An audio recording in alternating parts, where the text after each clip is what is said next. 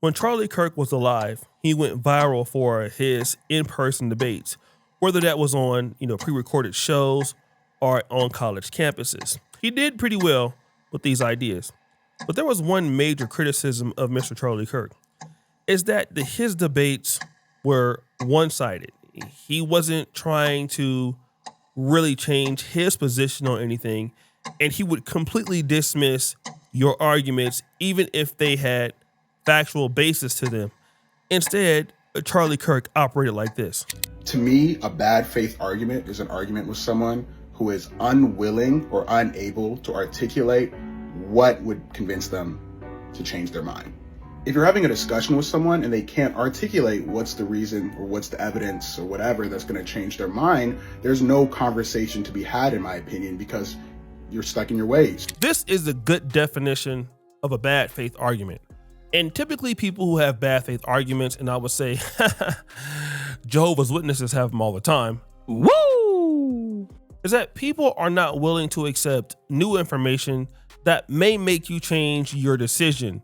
And that's the whole purpose of debate, is to see who has the best argument. And if somebody has a stronger argument based on fact, then by theory, you should be able to change your vantage point and just, keep growing and developing intellectually. But this is not what happens, especially on the right. You have guys who are now going to colleges and having debates in bad faith. And a good example of this is our guy, Myron Gaines.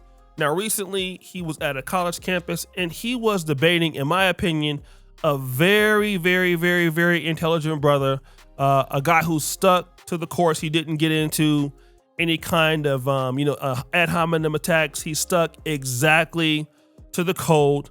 And it was a pretty good back and forth. But I want you to hear what he had to say. Let me ask you this that then. would have happened. If that racism is so bad, why is it that black people actually did better during the Jim Crow era? They had their own businesses. They were making more money. I'll tell you why, because the nuclear family. So when black people were the most oppressed and had the least rights and the least civil liberties, they actually did better than they do now.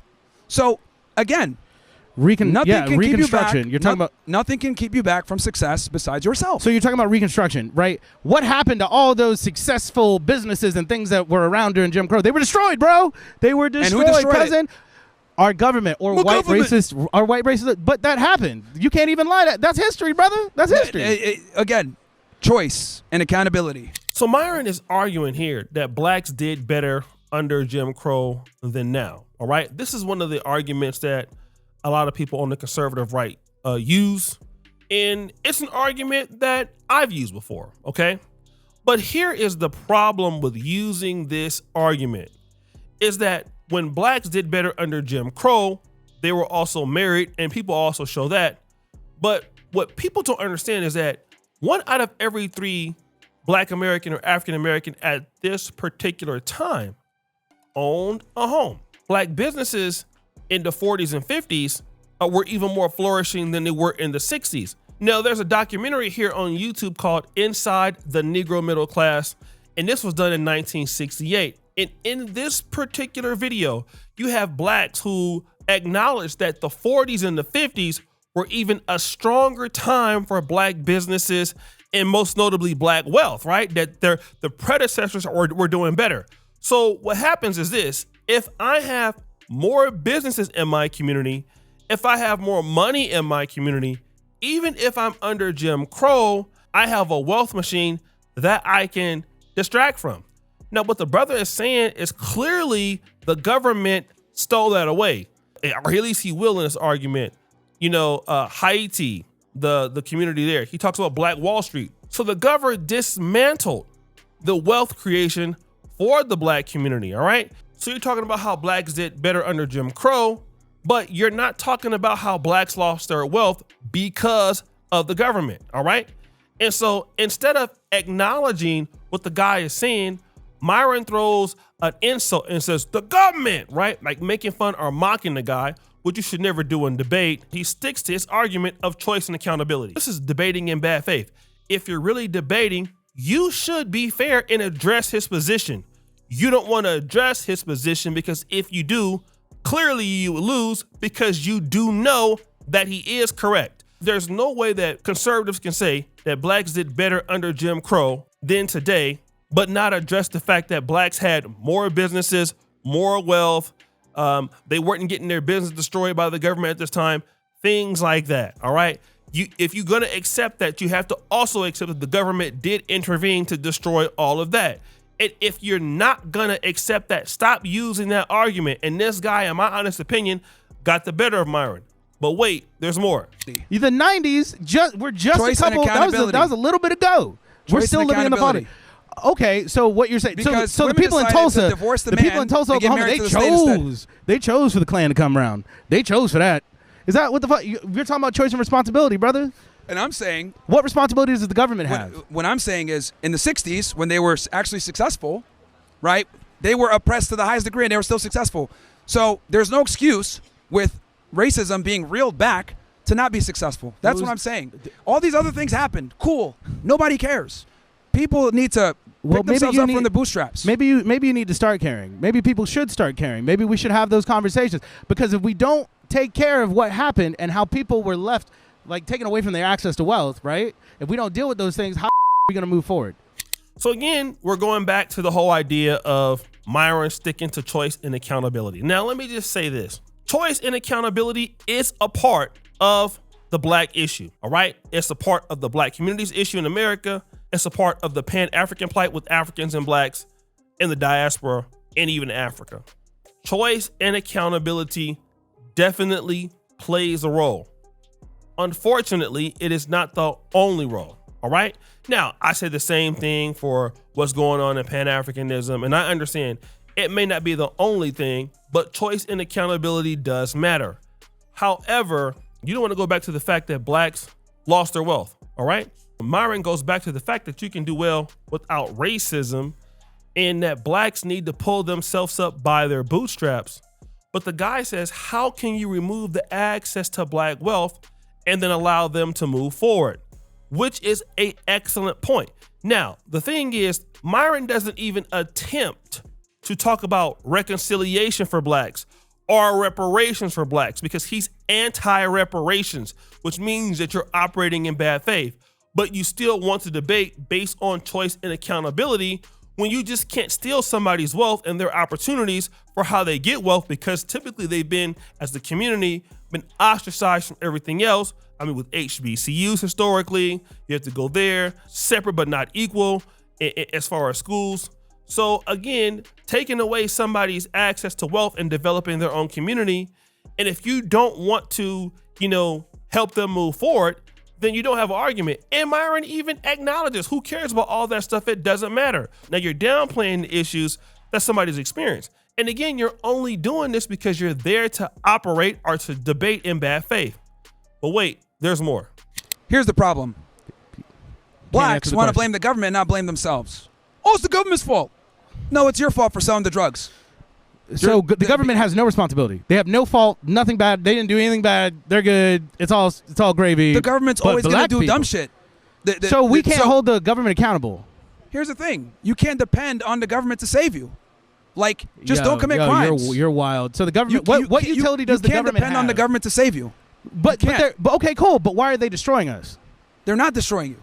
So right now, how is the government holding you back from success right now? I can't believe I got to do this again. How is the government holding you back from success right now?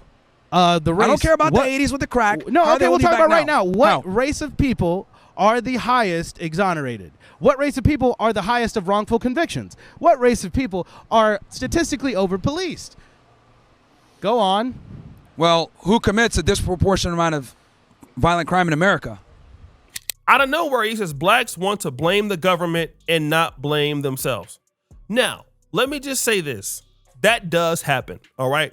There are many instances in which, I see blacks blaming the government. I live in Uganda. I hear them blaming the government. It's the president's fault and all of that stuff. But the brother is trying to hold the government accountable for what it did, and Myron simply does not want to hear that. Don't get me wrong. Accountability is right. But to this issue, the black wealth part and the government being complicit in the loss of black wealth is very important to the argument. Again, which he doesn't want to talk about. Now, the brother in him starts to discuss, as you've heard, about what's going on with black criminality and how blacks are being exonerated.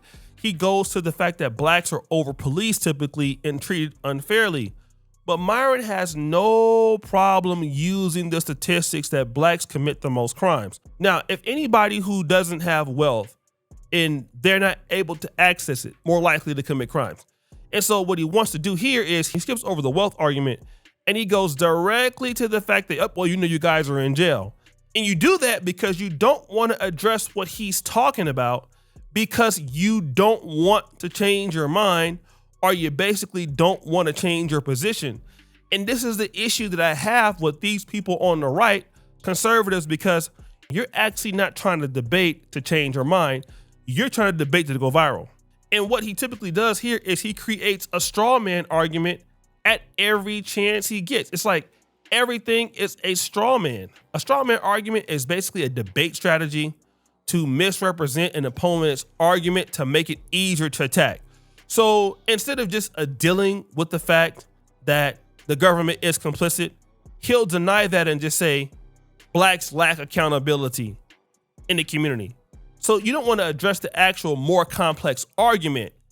You basically try to attack the argument with something more simplified, right? And the simplified version that you want to attack and create, instead of attacking his more complex argument, you basically want to just create the simplified situation that blacks are unaccountable and need to pull themselves up by the bootstraps. It's the same thing that Brandon Tatum does, the same thing that almost all of them do. The issue is this: guys like Myron continue to show their bias when they're asked things like this. Rather date a fat girl or a girl? Would I rather date a fat girl or a girl? The fat girl. Why? Why? Because the girl's gonna be fat anyway. All right. The average black woman in America is 187 pounds, dude. She gotta be fat anyway. Goddamn. At least I can get the fat girl that don't give me an attitude. With real hair. Myron talking to some college students about black women and, who would he rather date? And he says he'd rather date a fat chick. And then again, you want to come in, have debates, serious debates with people of color, right? And so the guy ends up just walking away. And the reason why he walks away is because he knows that he's wasting his time, all right? There's nothing to be gained by talking to Myron.